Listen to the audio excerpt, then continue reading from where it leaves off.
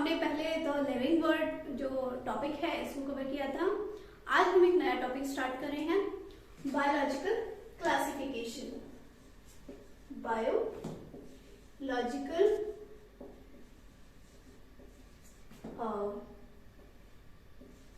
Classification. Biological classification जैविक वर्गी या जीव वर्गीकरण। ठीक है, ये टॉपिक आज हम स्टार्ट कर रहे हैं। तो फ्रेंड्स, जब से अपने सिविलाइजेशन की स्टार्टिंग हुई है, सिविलाइजेशन मतलब सभ्यता की जब से शुरुआत हुई है, तब से अलग अलग लोगों ने अलग अलग तरह की क्लासिफिकेशंस दिए। यानी कि जो यहाँ पर पूरे संसार में मौजूद जितनी भी प्रजातियां हैं, उन सभी प्रजातियों का अलग अलग तरीके से अलग अलग तरह से डिवाइडेशन किया गया या वर्गीकरण किया गया।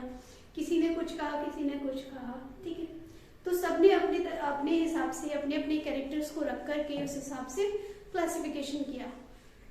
तो जो सबसे पहले हमारा जो अरस्तु है, अरस्तु ने सबसे पहले क्लासिफिकेशन दिया था।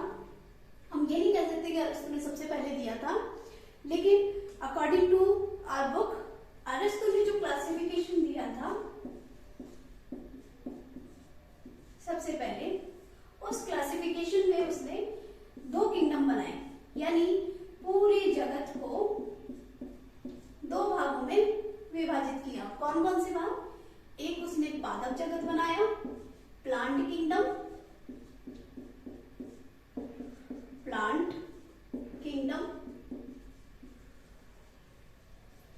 दूसरा उसने एनिमल किंगडम बनाया, एनिमल किंगडम यानी कि जीव जगत, जंतु जगत। ठीक है, ये दो जगत बनाए। प्लांट किंगडम को उसने तीन कैटेगरीज में डिवाइड कर दिया कि उसने सिर्फ मॉर्फोलॉजिकल स्ट्रक्चर्स देखी, यानी कि उनकी केवल बाह्य संरचना को देखा और उसके अनुसार विभाजन किया कि वे ट्री होते हैं, श्रब होते हैं और दूसरे हर्ब होते हैं। जो उसको बाहर से दिख रहा है उसने वही उसने अपनी क्लासिफिकेशन में इंक्लूड किया कि जो बड़े पेड़ होते हैं वो ट्री होते हैं, जो थोड़े मीडियम साइज के होते हैं, जो झाड़ियां होती हैं वो श्रब हो गई, और जो घास वगैरह होती हैं वो हर्ब हो गई। उसके बाद उन्होंने एनिमल्स को डिस्क्राइब किया, डिवाइड किया। एनिमल के लिए उन्होंने एक ही कैटेगरी रखी कि एक तो वो जिनमें ब्लड होता है और एक वो जिनमें ब्लड नहीं होता है, non blooded and non blooded. ठीक है, ये अरस्तु ने अपना क्लासिफिकेशन दिया। लेकिन अब बात ये आई कि इससे तो केवल जो बाहर की संरचना है उसके ही हिसाब से, लेकिन अभी अपने तो बैक्टीरिया भी है, वायरस भी है और एल्गी भी है, शैवाल, कवक वगैरह, इनको कहाँ रखेंगे? उसके बाद दूसरा अपना क्लासिफिकेशन आया कैरोलस लीनियस का। ठीक है, कैरोलस लीनियस याद होगा आपको। कैरोलस लीनियस जिसने बायनोमियल नॉमेनक्लेचर दिया था, नामकरण पद्धति जिसने दी थी, इन्होंने ही अपनी बुक थी सिस्टेमा नेचुरी, उसके अंदर क्लासिफिकेशन भी किया था। तो जो क्लासिफिकेशन था इसने भी वही दो भाग, पादप जगत और जंतु जगत। ठीक है, अब इन्होंने नाम बदल दिए। उन्होंने डायरेक्ट प्लांट और एनिमल बोला था, पादप और जंतु बोला था, इन्होंने बोल दिया प्लांटी और एनिमेलिया। जो डिवाइड करने का इन्होंने कैरेक्टर रखा वो रखा सेल वॉल, कि भाई इनमें तो सेल वॉल होती है, इनमें सेल वॉल नहीं होती। ठीक है,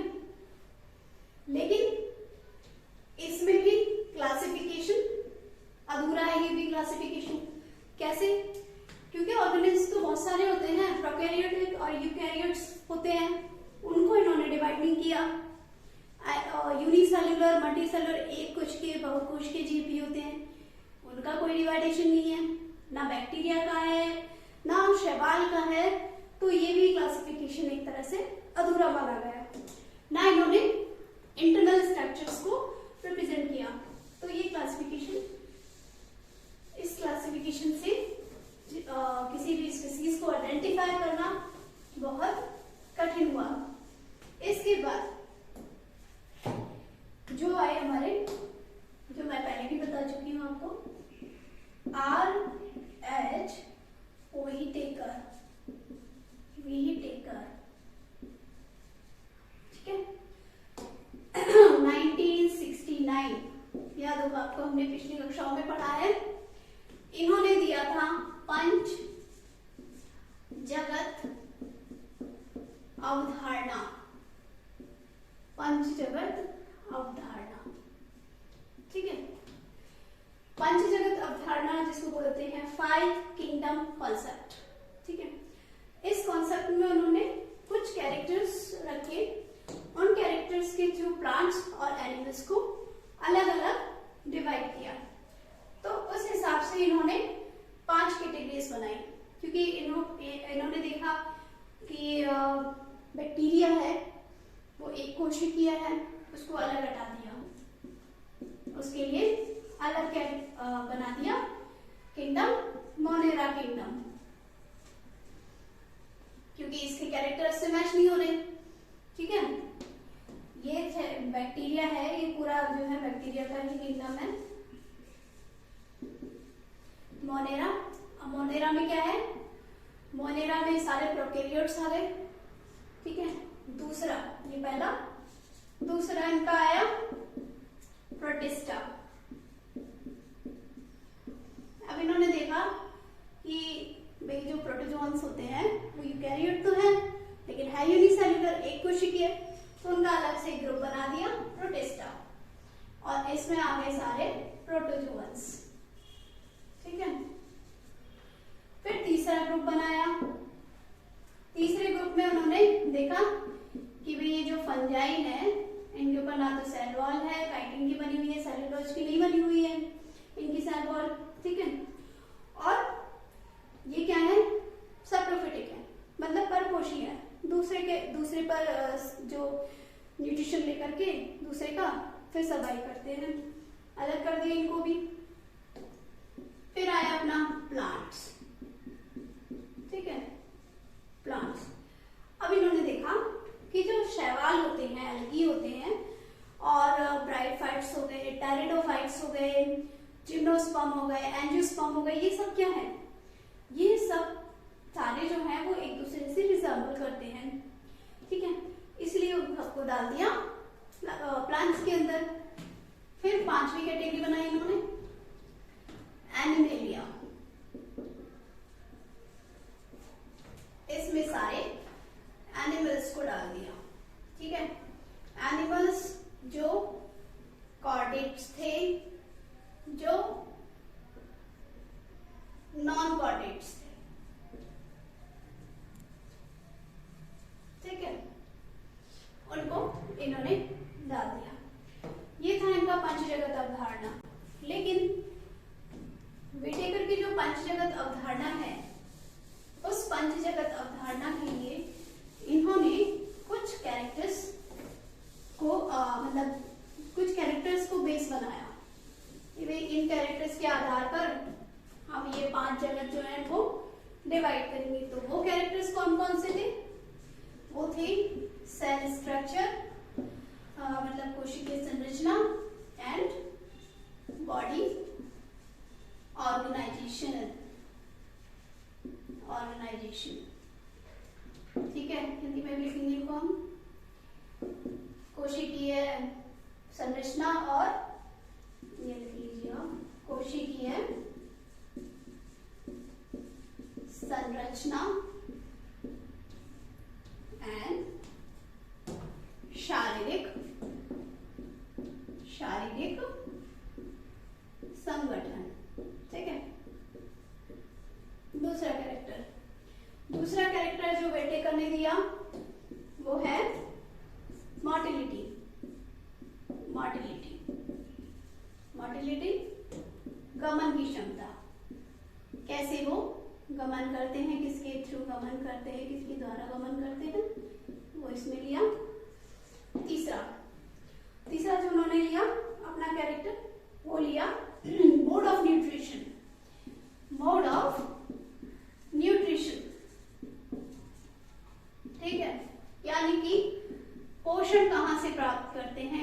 प्राप्त करते हैं।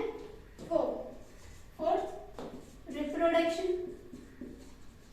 रिप्रोडक्शन मतलब जनन, यानी कि कैसे वो अपना पीढ़ी बढ़ाते हैं, अपनी जनन। ठीक है। नेक्स्ट अपना जो फिफ्थ कैरेक्टर उन्होंने लिया वो था फाइलोजेनेटिक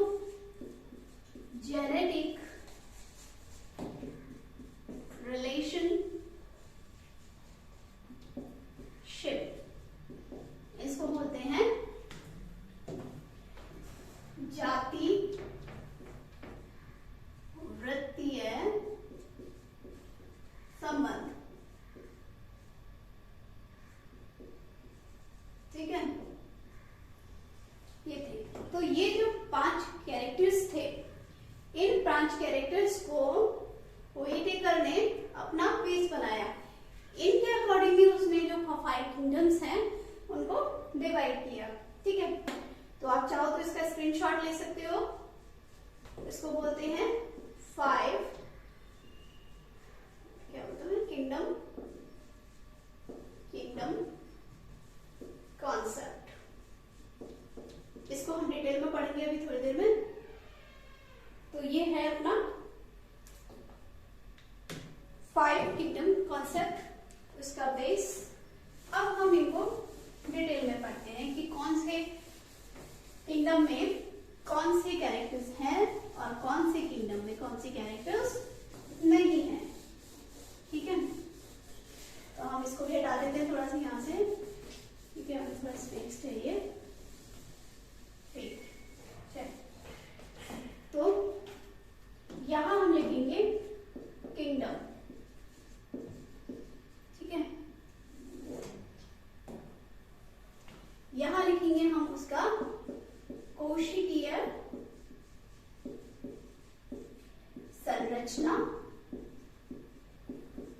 व शारीरिक संगठन। ठीक है, नेक्स्ट दूसरा कैरेक्टर लेंगे यहाँ पे गमन की क्षमता, मोटिलिटी, गमन की क्षमता। तीसरा जनन, चौथा पोषण, और फिर यहाँ पर हम लिखेंगे उदाहरण। ठीक है, तो ये टेबल हम बना लेते हैं। इस टेबल में हम लिखेंगे सारे कैरेक्टर्स। ठीक है, अब हम पढ़ चुके हैं, तो हम पहले लेते हैं मोनेरा। मोनेरा, इसमें कोशिकीय संरचना, ये प्रोकैरियोट्स हैं। प्रोकैरियोट्स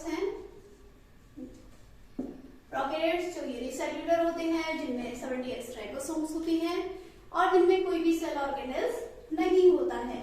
सेल ऑर्गेनेल्स होते हैं कोशिकांगक ऑर्गेनेल्स, कोशिकांगक जैसे माइटोकॉन्ड्रिया, एंडोप्लाज्मिक रेटिकुलम, राइबोसोम और लाइसोसोम एंड सेंट्रियोल्स वगैरह, वो सब इसमें नहीं होंगे। ठीक है, तो these are prokaryotes but unicellular prokaryotes. Okay, unicellular, एक कोशिकीय। इसमें डिवाइड कर देते हैं 1 2। मोनेरा आ जाएगा क्या, प्रोटिस्टा, मोनेरा प्रोटिस्टा। फिर हमारा आ जाता है फंजाई, प्लांटी और एनिमेलिया। सही क्या आ जाएगा, सही है। ओके, तो हम यहाँ पर मोनेरा पर थे। मोनेरा में गमन की क्षमता, मोनेरा में होते हैं सीलिया, जिनको बोलते हैं कशाब। तो कशाबों के द्वारा यहाँ पर गमन होता है। जनन होगा एसेक्सुअल, अलैंगिक जनन, क्योंकि यहाँ पर सेक्सुअल इनमें कोई भी डीएनए इनमें कोई भी वो नहीं होते हैं जननांग, इसलिए अलैंगिक जनन होता है। पोषण, जो मोनेरा होते हैं इसके अंदर बैक्टीरिया होते हैं, ये हमेशा परपोषी होते हैं, यानी कि दूसरे से पोषण लेते हैं। लेकिन कुछ बैक्टीरिया जो है ऑटोट्रॉफ भी होते हैं, यानी स्वयं पोषी भी होते हैं। ठीक है, उदाहरण में हमारे सारे जितने भी बैक्टीरिया हैं वो सब मोनेरा। प्रोटिस्टा में हमारे आ गए सारे वो यूकैरियोट्स जिसमें सेल ऑर्गेनल्स होते हैं। वो यूकैरियोट्स जो सारे कैसे हैं, यूनिसेल्युलर। ठीक है, सारे यूनिसेल्युलर यूकैरियोट्स। ठीक है, कोशिकांगक इसमें प्रेजेंट होंगे। गमन वही सीलिया के द्वारा, या फिर नहीं होता, नो मोटिलिटी। ठीक है, तो जो कई होते हैं ना प्रोटिस्टा के मेंबर्स, वो गमन करते हैं, कई नहीं करते। रिप्रोडक्शन यूकैरियोट है इसलिए सेक्सुअल भी होगा एंड एसेक्सुअल भी होगा। ठीक है, लैंगिक एंड अलैंगिक। फिर आ जाता है अपना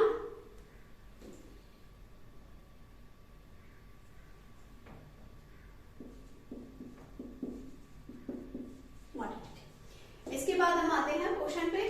जो प्रोटिस्टा है वो परपोषी होते हैं, क्योंकि इनमें कोई प्लास्टिड नहीं होता है इसलिए।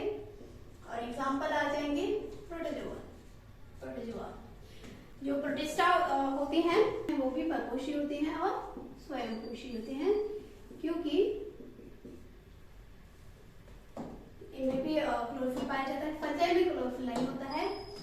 ठीक है, फंजाई अपने आ गए यूकैरियोट्स में। यूकैरियोट्स और प्रोकैरियोट्स में आपको कंफ्यूज होने की जरूरत नहीं है, क्योंकि जब अपन सेल की क्लास लेंगे तब इनका पूरा डिस्क्रिप्शन मैं आपको बताऊंगी कि क्या होते हैं। बाकी अभी आप ये जान लीजिए कि जो प्रोकैरियोट्स होते हैं वो यूनिसेलुलर एक कोशिकीय जीव होते हैं, और यूकैरियोट्स होते हैं वो बहुकोशिकीय जीव होते हैं। साथ में ये भी कि इनमें सेल ऑर्गेनेल्स जैसे कि mitochondria, ribosome, Golgi body, Golgi cord, endoplasmic reticulum, ये सब जो सेल ऑर्गेनेल्स इसमें नहीं होते हैं। जबकि यूकैरियोट्स में सारे सेल ऑर्गेनेल्स होते हैं। एक वेल डेवलप्ड न्यूक्लियस जो होता है वो यूकैरियोट्स में होता है, और इसी की वजह से इनमें सेक्सुअल रिप्रोडक्शन होता है। ठीक है, अब हम आ जाते हैं फंजाई पे। फंजाई जो होते हैं वो यूकैरियोट्स होते हैं, मल्टीसेल्युलर। ठीक है, मल्टीसेल्युलर है, यूकैरियोट्स है, कोशिकांगक तो प्रेजेंट होंगे ही। ठीक है, अब यहाँ पर प्रॉब्लम ये है कि यहाँ जो इनकी सेल वॉल होती है वो काइटिन की बनी हुई होती है। ठीक है, काइटिन की बनी हुई होती है। गमन पर बात करें गमन की, तो इनमें गमन नहीं होता है, एब्सेंट। मोटिलिटी नहीं होती है, क्योंकि जो कवक होते हैं फंजाई। अच्छा, फंजाई आपने देखे होंगे, कवक आप जानते हो क्या होता है? जैसे आपने कभी अचार देखा होगा, अचार के ऊपर व्हाइट व्हाइट कलर की फफूंदी हो जाती है, या फिर बहुत पुराना पड़ा हुआ कोई मिठाई है या उस पर देखा होगा आपने फफूंदी, व्हाइट व्हाइट कलर की एक फफूंद बोलते हैं, यार इस पे तो फफूंद आ गई है। ठीक है, वो फंजाई होती है। ठीक है, कवक बोलते हैं उसको। इसमें कोई गमन की क्षमता नहीं होती। जनन एसेक्सुअल एंड सेक्सुअल, यूकैरियोट्स है एसेक्सुअल और सेक्सुअल दोनों होंगे। ठीक है, पोषण बात करें तो ये तो वही परपोषी है, इनको नहीं आता अपना खाना बनाना खुद। ठीक है, तो ये जो है दूसरे पर डिपेंड रहते हैं पोषण बनाने के लिए, मृत पदार्थों पर, कार्बनिक अकार्बनिक पदार्थों पर। इसमें आ गए सारे कवक, जितने फंजाई होते हैं सब इसके अंदर आ जाएंगे। आगे चलते हैं, फोर्थ किंगडम प्लांटी। प्लांटी जो है इसमें ये भी यूकैरियोट है, पहला कैरेक्टर यूकैरियोट। यूकैरियोट्स है, मल्टीसेल्युलर है ऑब्वियसली, मल्टीसेल्युलर। साथ में सेल ऑर्गेनेल्स, ऑर्गेनेल्स पूरा लिख रही हूं मैं, ऑर्गेनेल्स प्रेजेंट। उसके बाद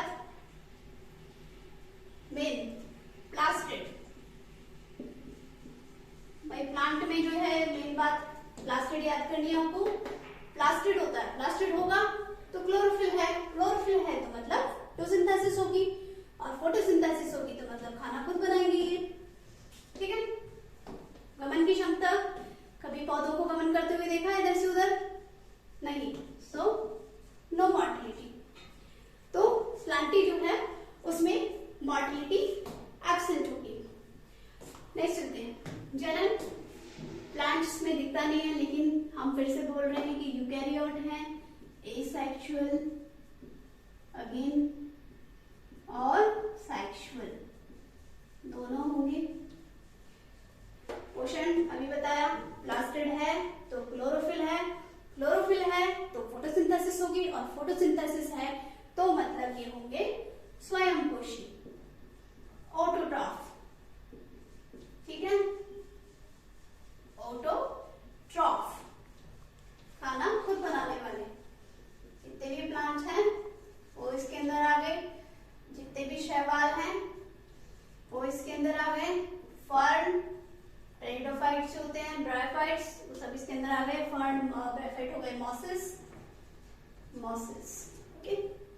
टेरिडोफाइट्स को फर्न बोलते हैं, मॉसेस बोलते हैं ब्रायोफाइट्स को। ये सब हम आगे पढ़ेंगे, इसका जब हम पूरा जो डिटेल में क्लासिफिकेशन पढ़ेंगे तब नेक्स्ट क्लास में। एनिमेलिया, एनिमेलिया अगेन सारे एनिमल्स जिसमें है, तो एनिमल है तो यूकैरियोट, यूकैरियोट्स है, यूकैरियोट है तो मल्टीसेल्यूलर, मल्टीसेल्यूलर है तो सेल ऑर्गेनेल्स होंगे, सारे cell organelles present, well developed nucleus. लेकिन जो प्लांटी से इसको एनिमल को, एनिमेलिया को डिफरेंशिएट करता है वो कैरेक्टर है प्लास्टिड। यहां पर प्लास्टिड नहीं होता, एब्सेंट, यहां प्लास्टिड नहीं होता।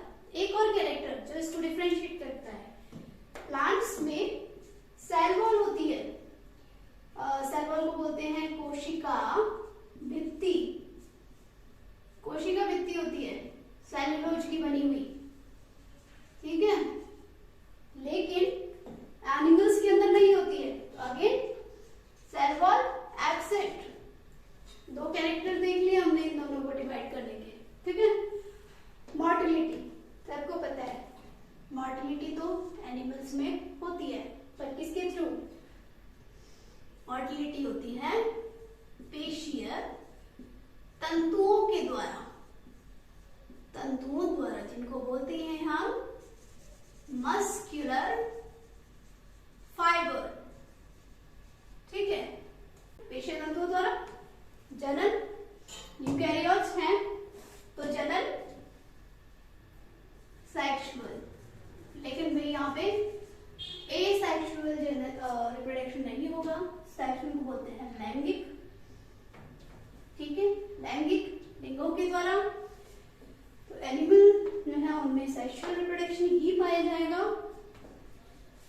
पोषण की बात करें तो भाई एनिमल जो है वो परपोषी होते हैं, खुद खाना बनाते हैं, पर खाना डिपेंड प्लांट्स पर और एनिमल्स पर रहते हैं। एनिमल को पका के खाएंगे, प्लांट्स को पका के खाएंगे, इसलिए अपना खाना खुद ही बनाते, परपोषी को ले जाते हैं।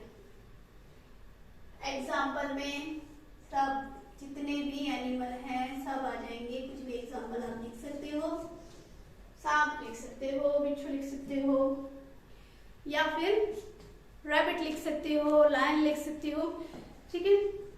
तो आप चाहो तो इसका एक स्क्रीनशॉट ले सकते हो, ठीक है। तो ये है बायोलॉजिकल क्लासिफिकेशन, यानी जैविक वर्गीकरण पूरा। आप इसका अच्छे से स्क्रीनशॉट ले लीजिए, और ये बहुत ही सिंपल लैंग्वेज में मैंने आपको बताया है। बाकी जो भी टर्म आपको समझ में नहीं आ रही है, आप मुझे कमेंट्स में लिख कर दे दीजिएगा, मैं आपको उसका रिस्पॉन्स करूंगी, ठीक है। तो आज का वीडियो यही खत्म करते हैं, नेक्स्ट टॉपिक के साथ फिर से मिलते हैं। वीडियो को शेयर करना, लाइक करना और चैनल को सब्सक्राइब करना।